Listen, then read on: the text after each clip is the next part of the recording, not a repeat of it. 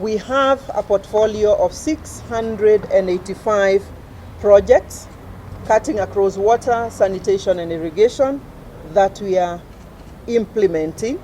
These are at various stages of implementation. This portfolio has seen investment of about 600 billion shillings.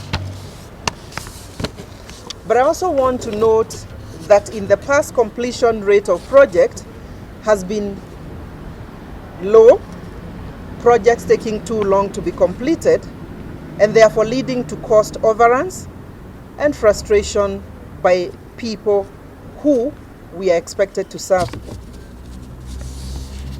However, I'm happy to note, since we introduced the RRI, the Rapid Response Initiative, as a management mechanism, we have seen several projects come to completion.